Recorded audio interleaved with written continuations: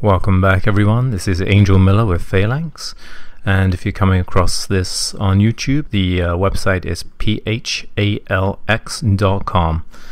And this is the first interview that I've done in a few months for Phalanx. I did interview a few people last year, mostly authors on various aspects of Western esotericism.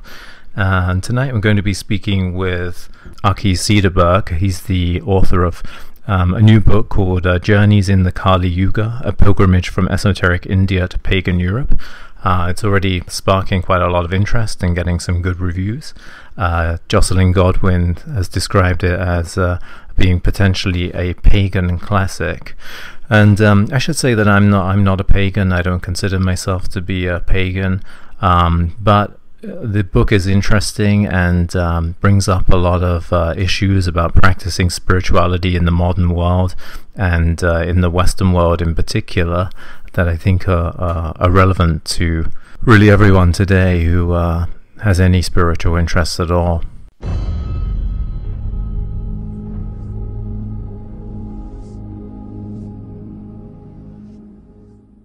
Aki Cederberg, thank you for joining us. Thank you, sir. So you are the author of a book that's just out at the moment, which is Journeys in the Kali Yuga, a pilgrimage from esoteric India to pagan Europe. And before we go into the book in more detail, perhaps you could just give us a little bit of your background. Who are you, and what have you been doing, and what is your background in esotericism and spirituality and religion and so on? Yeah, well, I'm from Helsinki, Finland, and I've actually just moved to a little town called Porvoo, 50 kilometers from Finland, and I have a background in kind of a lot of different fields: writing, filmmaking, music, and I think I've sort of always been, ever since I was very, very young, I've had these kind of visions, and I've been drawn to things that I've noticed that maybe other people were not so drawn to. So ever since I was young, and then a teenager, I started looking for kind of outer equivalents to those inner things that I sensed inside me, and so those things then led me to my own spiritual tradition, which is the Finnish tradition and the northern tradition, and the kind of pagan spiritual tradition, right, of our traditions of Europe. And when I was sort of 18, just a very young man, I spent a longer time living in England as a part of a heathen brotherhood. Oh, okay. But when I was living there, I also kind of came upon the biggest lack that we have in the West, I think. Yeah. Which is the lack of authority and the lack of genuine spiritual teachers. Because we have a lot of people with a lot of ideas and, time-bound kind of conceptions that they maybe came up with them on their own, but that we don't have this kind of lineage of spiritual authority, which a living tradition then is a catalyst for. And so eventually, as I was looking for this tradition, I then ended up in India, which is home to one of the remaining sort of living traditions in the world. And so that's what the book is about. And then it's also a story of homecoming, of if you go on these far journeys, like what do you really bring back? And how do you integrate, a very exotic culture and spiritual tradition into the north here, where I'm living. Yeah, right. And it seems to me that Hinduism or in Indian spirituality more broadly, aesthetically speaking, is going to be very different. Spirituality in Finland, where you have, say, a lot of snow and maybe cold, whereas in India it seems to be a lot hotter and more colorful. And so I guess that the sort of imagery and aesthetics are different, but what do you think about the overall message? Is there a connection? I think there's definitely a lot of connections, and those connections I'm like in the book. That's what I'm trying to sort of give some sort of vision of, like the in between place between India and Northern Europe, Right. or Europe in general, really the West in on a larger scale. Yeah. And it is remarkable how much similarities there are. And I was delving into the tradition of these Naga Babas, these sadhus, these ecstatic holy men, wild, crazy, mystic wanderers, Yeah. and spent a lot of time with them. And it's amazing when you start seeing how much resemblance there is between the figures of Shiva and then the figures of Väinämöinen in the Finnish tradition and Odin in the Nordic broader tradition, and how this wisdom-seeking, ecstatic figure who's always going beyond and seeks knowledge and wisdom is very similar, and the way it manifests in marks and symbology and esoteric pathways, I think, is very, very similar. They're not the same. Like I'm not a universalist in the sense I don't think that these things are all equal or the same, but there are resemblances. And I think looking at a very authentic tradition as India has, and then looking at your own sort of inherited native tradition through this kind of lens or mirror of an authentic tradition, Yeah. will put also like certain demands of on your own tradition to, that you can't just accept anything, because the problem with these pagan things is that anything goes and anybody can declare themselves to be a shaman or Right.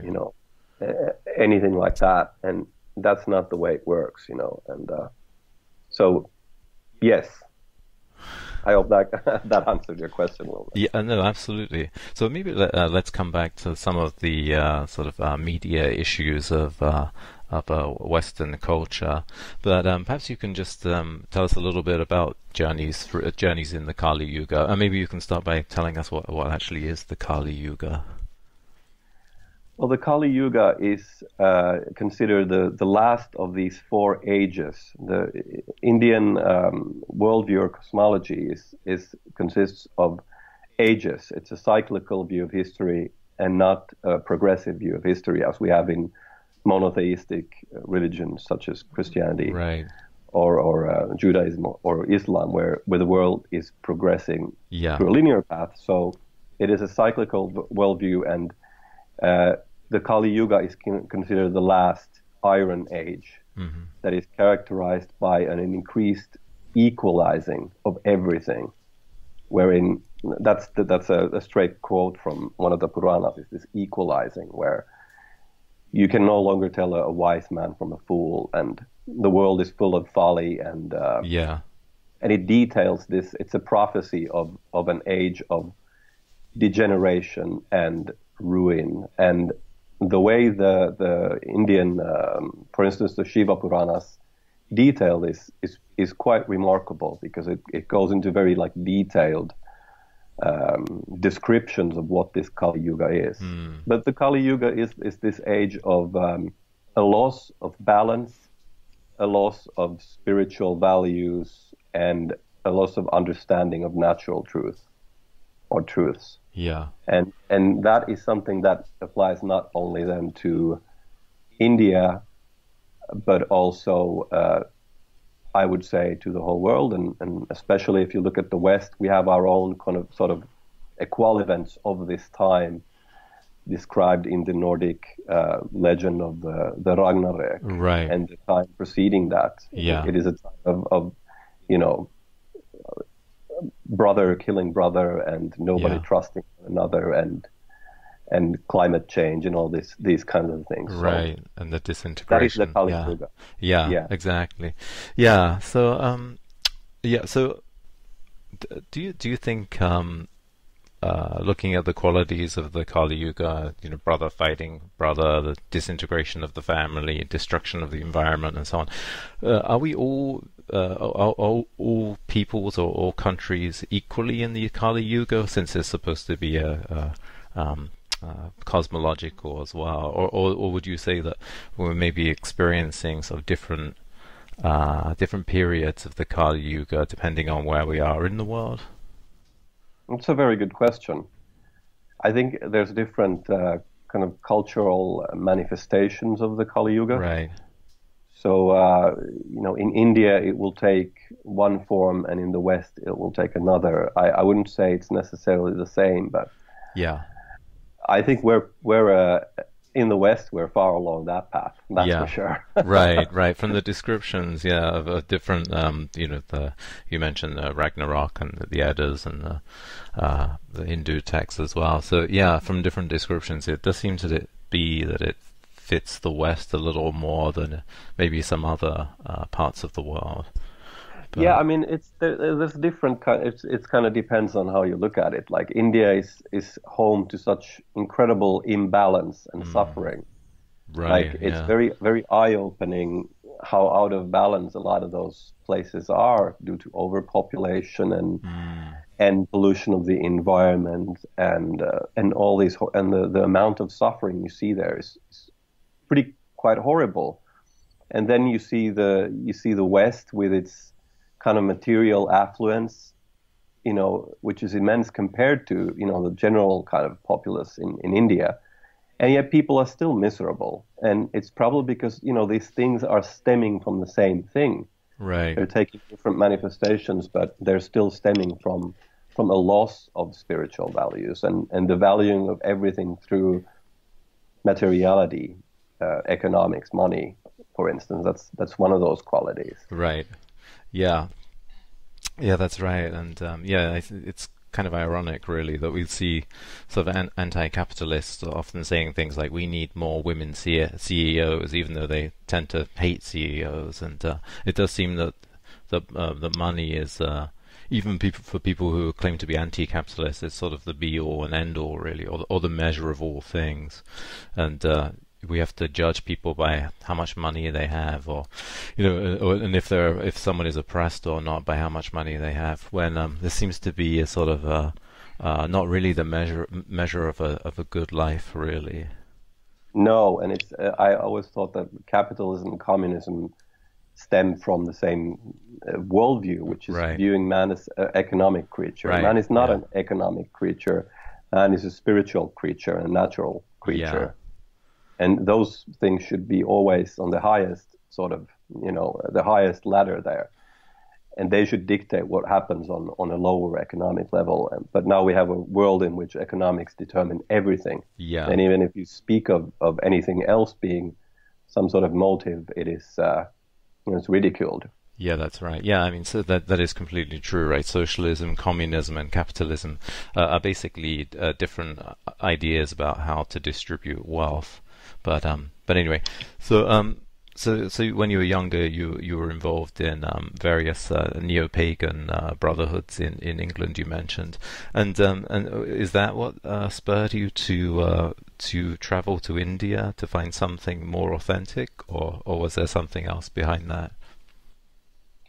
Well, I was always fascinated by India and drawn to figures like Shiva, and there was something just that resonated with me in it, but it was not an intellectual kind of realization when I was younger. It was more when I started reading about it, and I discovered how truly profound the religious and spiritual traditions of India are. But yeah, partially it is this vacuity of something real and living in the West. Like we have our traditions have been broken over time, and we have very dubious individuals claiming to be leaders, at the Yeah, moment. that's right. That's something, if you are, if you have any kind of critical mind and you are involved in any kind of, pagan path, you will immediately realize and see this. And then you will start to, the natural response is then, well, what is authentic? What is real?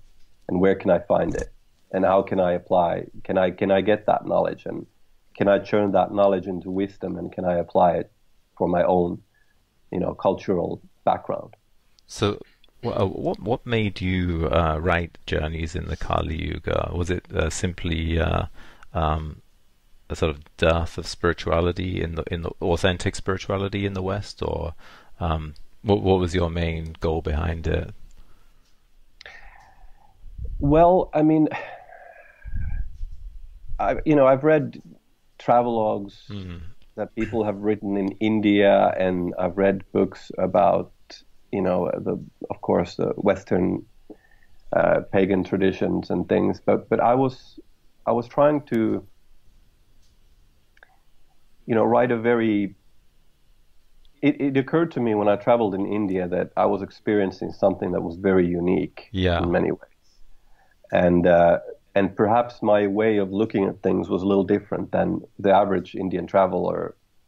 Even if spiritually inclined, it was maybe a little bit different than the average Indian traveler. Yeah. Mm-hmm. And so I thought maybe I have something to give people in this. And I see so many people being lost and grasping at straws and grasping at these dubious individuals I was talking about, that I thought, well, maybe I can offer something of value, because, even though my book is a very subjective story, I'm not trying to be, posing to be academic or very objective in what I'm writing.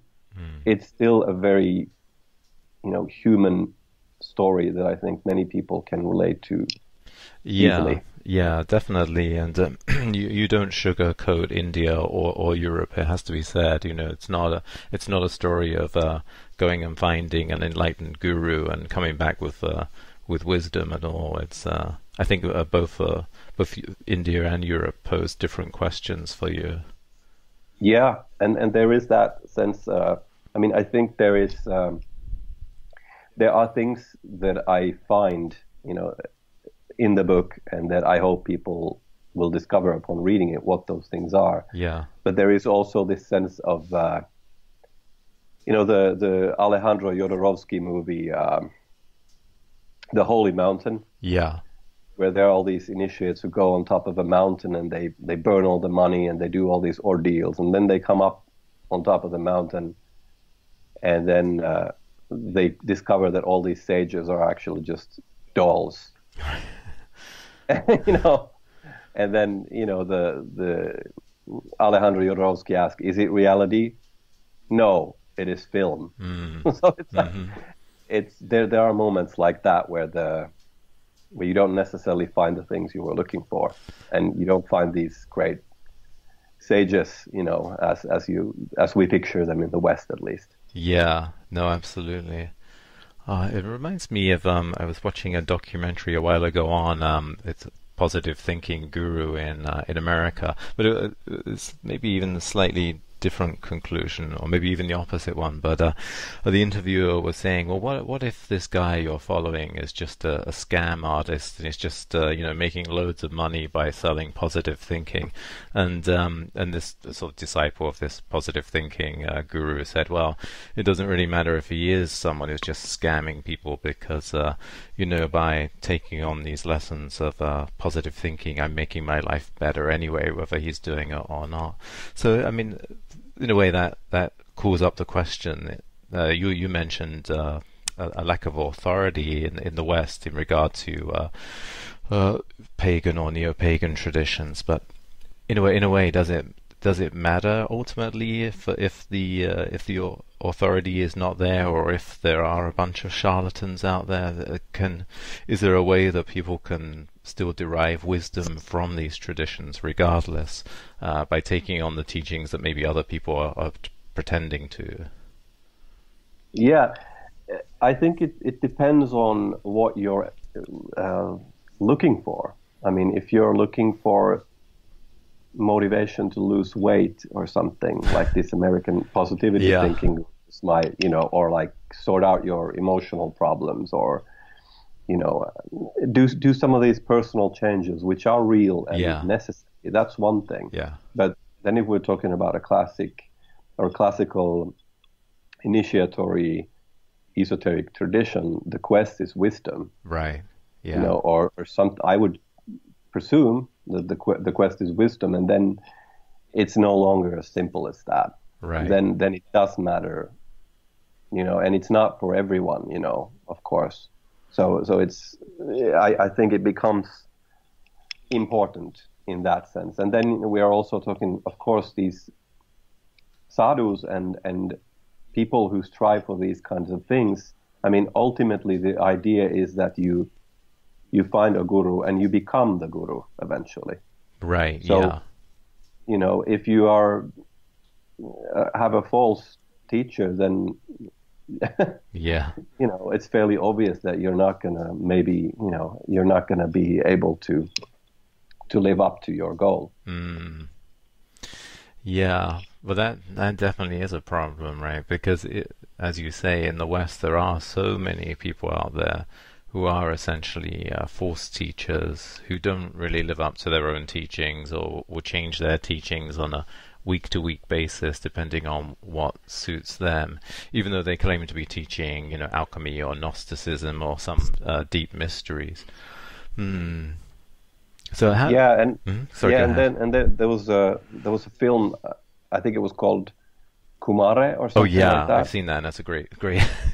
It was great. Yeah. It was a great movie, but it kind of, I mean, there you have the perfect example of people still improve their lives. Yeah. Although this guy was just a guy from Indian guy from yeah. New York who was pretending to be a sadhu, and then just talking shit basically to people, just saying Indian platitudes, and people will, the profound wisdom.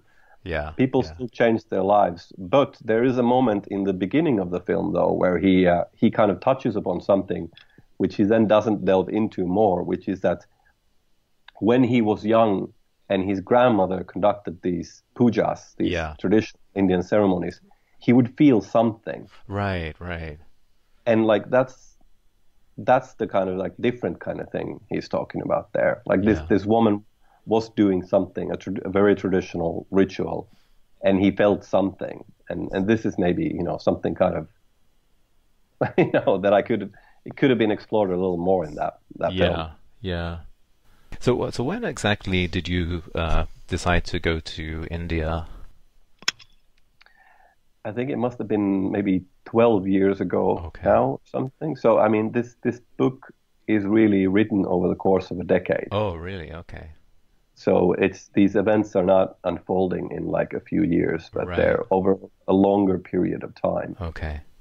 And you, throughout the book, you're visiting different parts of India and sort of visiting with different gurus and holy men, or seeing them in different ways. And some of them you seem to think, like some spiritual teachers in the West, you seem to believe that some of the gurus you come across in India are also charlatans as well.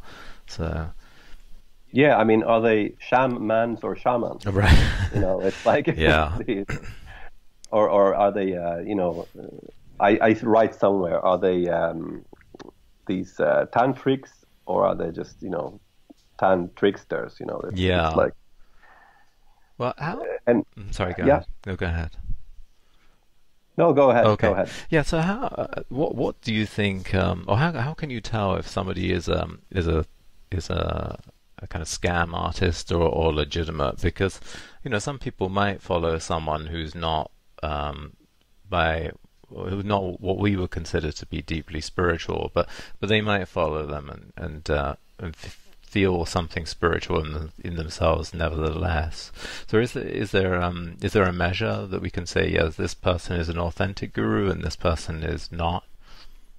Well, usually it's the tradition itself which dictates that. I mean, Yeah. in India, the lineage is so, the sampradaya, the name is so important. Like if Mm. somebody is belonging to an order and has received an initiation or is a guru within that order, then it is considered that okay, then the authority comes from the lineage, because he's not making these teachings up Right, as right. we go along, but he's it's an oral tradition which he's passing on Yeah.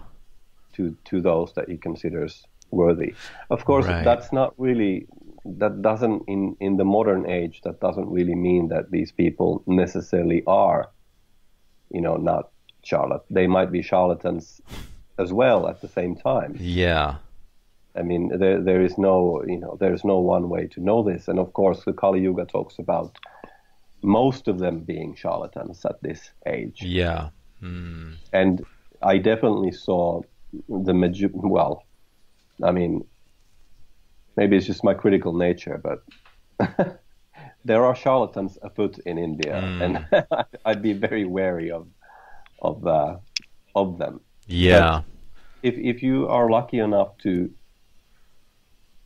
have get inside some lineage where it's not necessarily about one individual, but about a lineage, Yeah.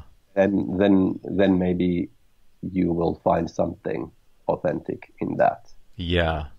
And what I mean, I can't really speak of any other schools or orders, but the Naga Babas Mm. of the Juna Akara, because that's the camp that I spent my time at, and those were the sadhus that I got to know, and some of them who I became friends with, and and that I received an initiation into. Mm.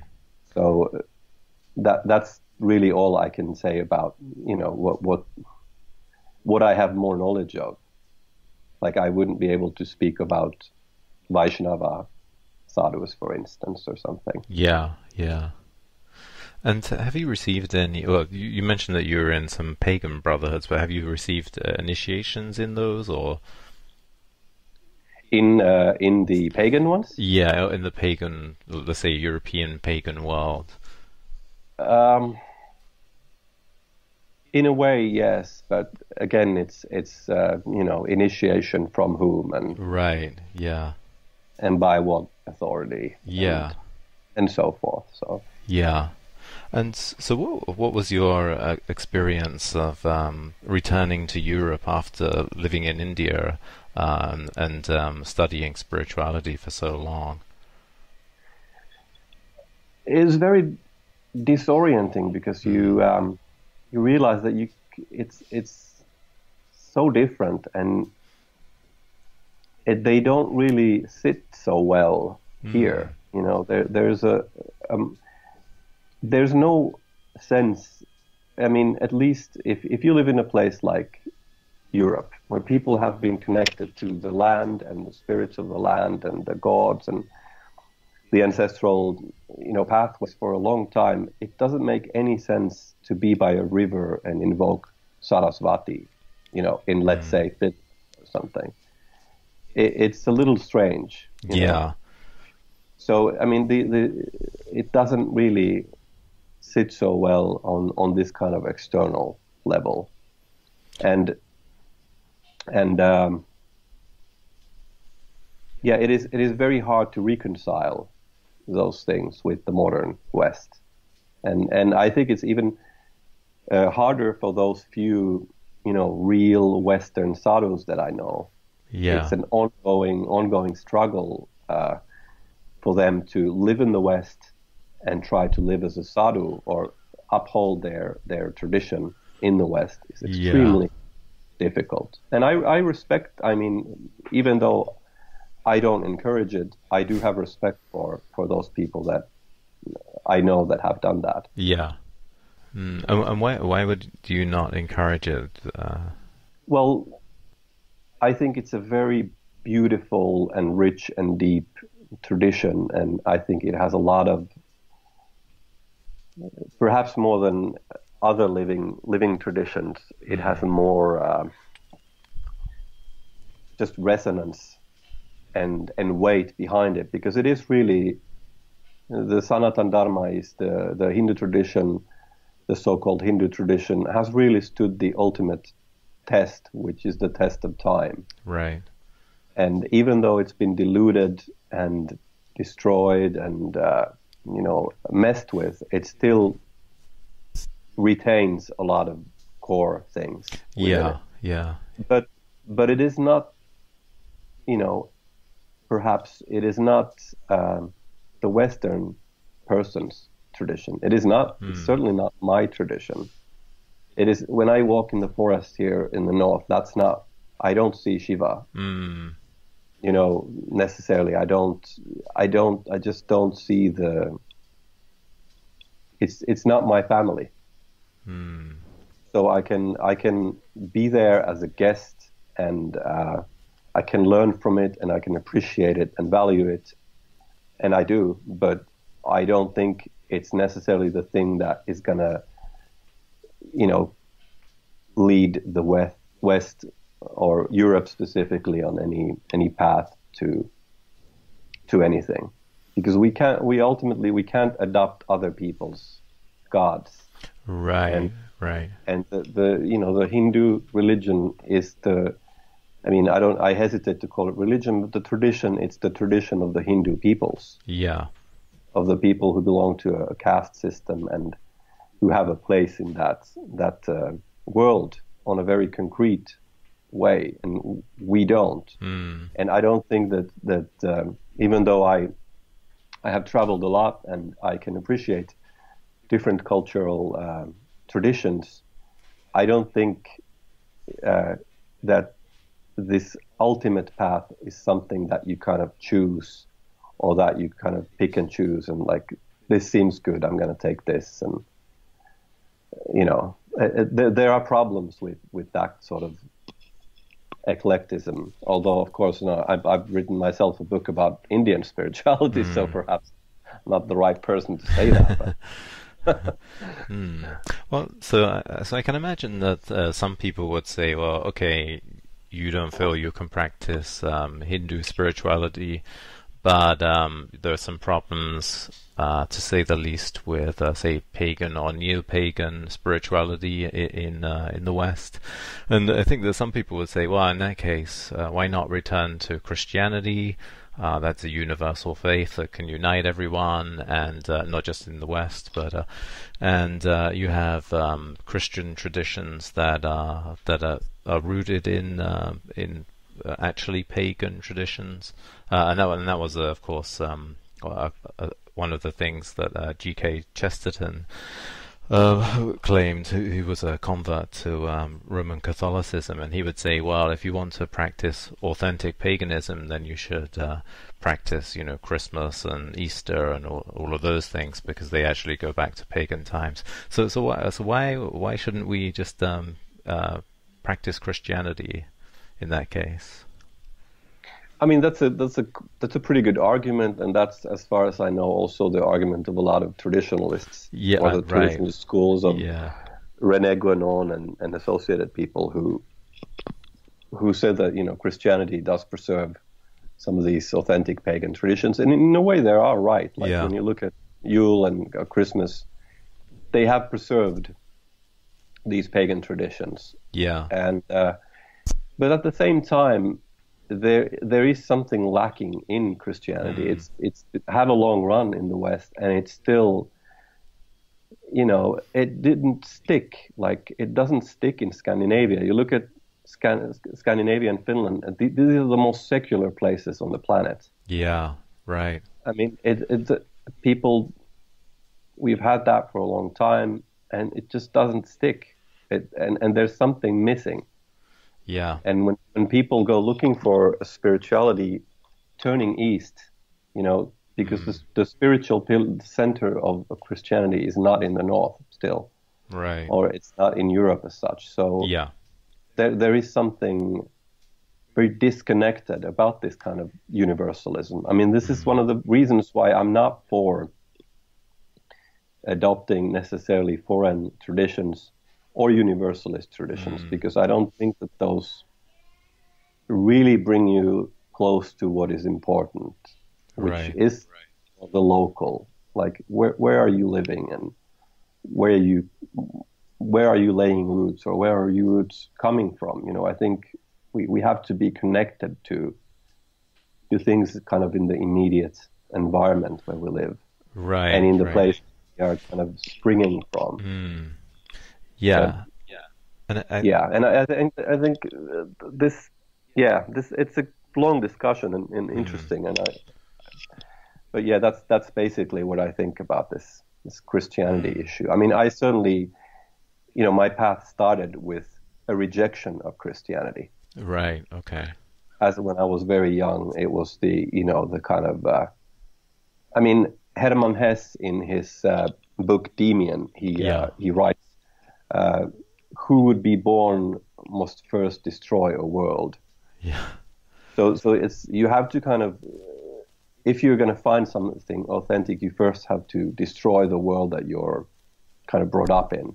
And I Right. was sort of, rejected Christianity, not because my family was very Christian. They were not. I mean, we're just nominally Christian, like normal, Finnish people, where it's like a secular kind of Christianity, Yeah. where it doesn't really mean anything. It's not spiritual. It's just a kind of an empty tradition. You maybe go to church max once a year Right. Right. Yeah. during Yule, and then that's it. And so I found it very hollow and hypocritical, and something that didn't really appeal to me at all.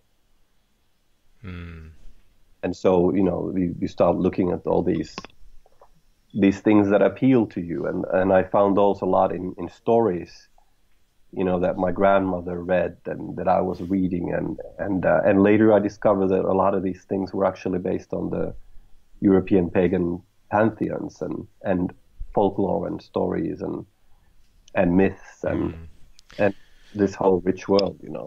Yeah.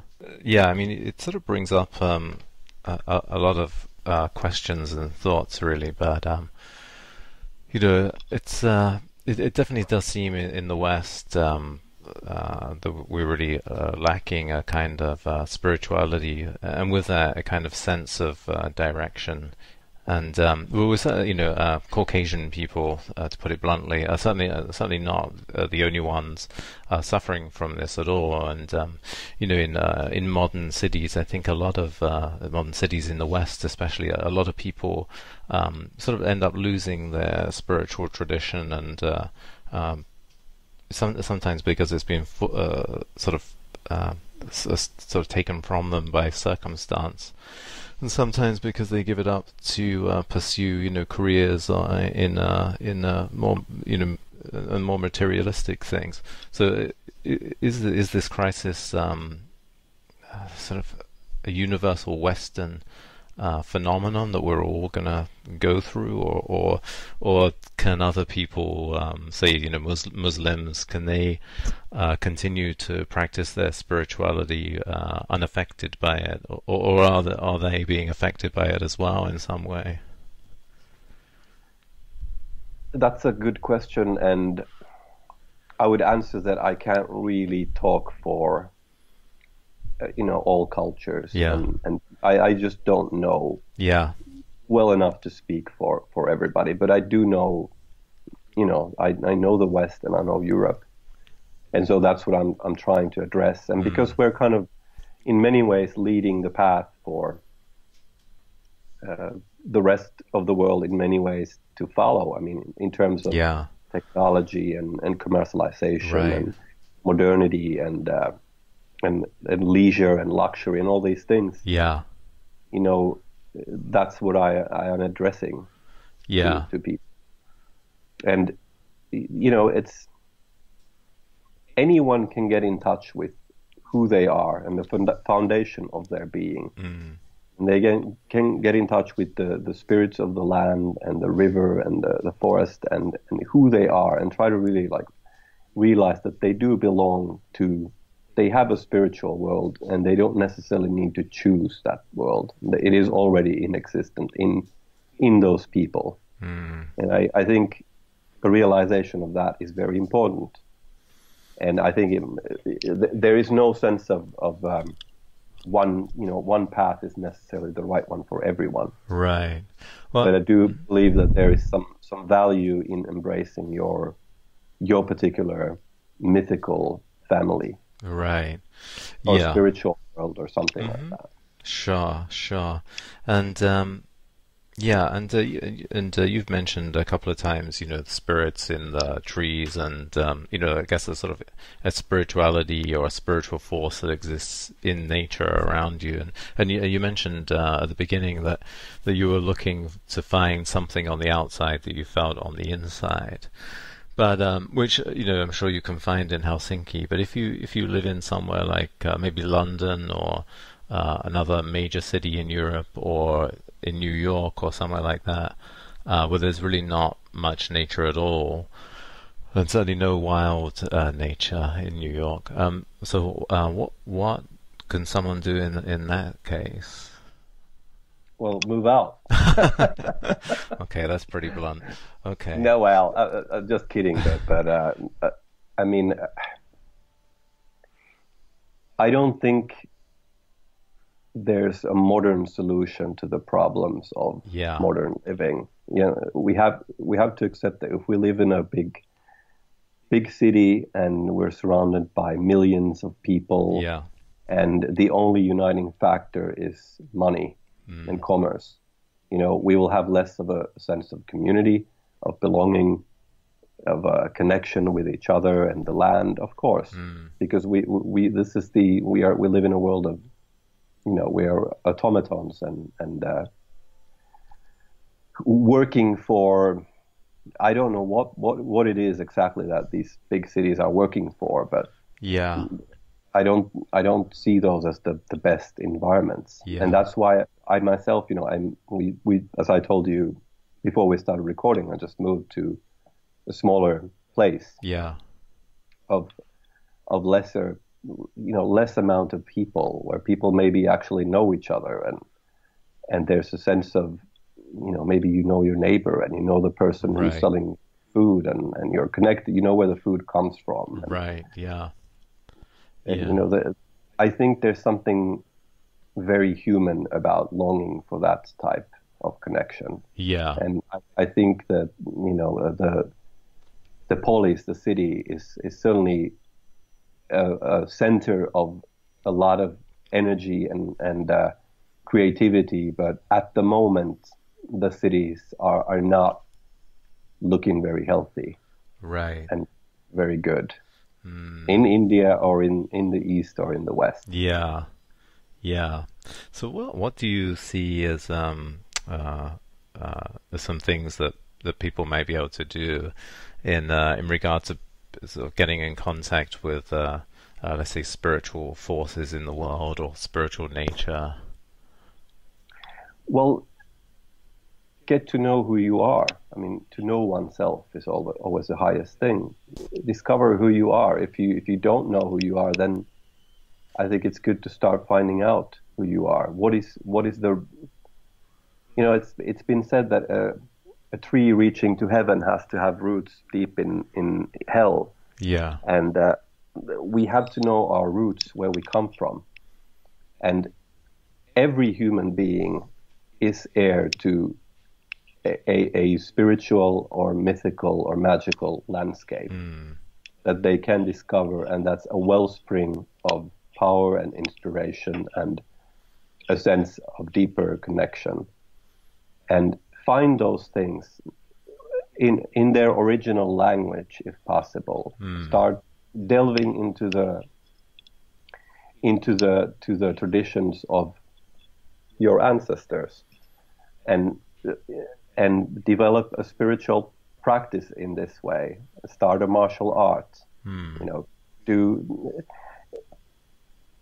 Do these things which take you out of the realm of mere intellect, because I don't think that the intellect is necessarily the answer to all these things. No, definitely not. No. I think we have to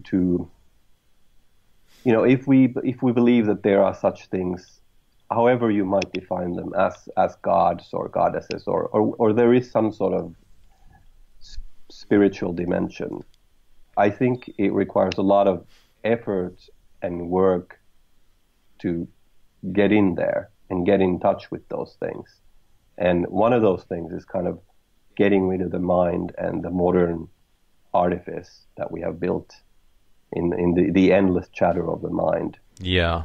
So to get in touch with your primal nature through nature and through martial arts and just all these kinds of things, I think are ultimately very important. Yeah, no, I totally agree, and I practice Chinese kung fu, but that sort of throws up maybe the same question there, right? Because I've seen some people practicing or claiming to practice ancient European martial arts, but so would you say that that is necessary, or you can practice, kendo or judo, and it doesn't matter? That's also a very good question. I also have like conflicting views about the traditional martial arts of Europe. I mean, there are traditions of wrestling, for instance. There's Icelandic wrestling. There's a very dubious runic martial art, which I've always found to be. When I've read their stuff, I've been like, oh man. That's stab, right? Or stave. I'm not sure how it's pronounced. Stab. Yeah. So that's always been kind of strange. I never knew kind of what to think about that. But I mean, I myself practice boxing. Okay. Yeah. And some savate defense, which is a French martial art, like a French kickboxing. Okay. So I do think we can, in the realm of the martial arts, of course, we should be learning from all these various things. Yeah, yeah. I mean, I don't think that we can be in that realm. We can't really be just stick to our own necessarily. No, and it would seem to me that the nature of martial arts and warfare is learning, from other people, perhaps especially the people that are attacking you, in fact, because you have to adapt to their technology and strategies. And, that's obviously something that's gone on throughout time. But is it not true that we might need to do that in general in regard to spirituality? Because it does seem to me that there's an awful lot of very fake European sort of pagan traditions, and I know that a lot of people get a lot of things out of them, but I'm a little skeptical. No, I agree. There's, we do live in the Kali Yuga, so there is a lot of fake European. I would not disagree with you there, and I don't think that there's any harm in learning from whatever traditions you can, of course. But perhaps what I'm talking about is something kind of deeper than learning, learning knowledge or learning skills or technique. Yeah. It's more of a soul connection. It's something more. Right. Something, do you understand what I'm getting at? I'm not. Yeah, I think so, yeah. I don't think it's like a skill set or philosophical positions or something like that. I think it's something more. We have to kind of find our world, like where we belong. And it doesn't mean that we should reject the knowledge of other worlds, but just that without knowing who we are lost. And I think that's not good. Yeah, well, that does strike me as almost a universal problem or a universal question for today, not just one that's faced in the West, but yeah. But on that note, that seems like a pretty good place to wrap it up. But where can people find out more about you and more about Journeys in the Kali Yuga?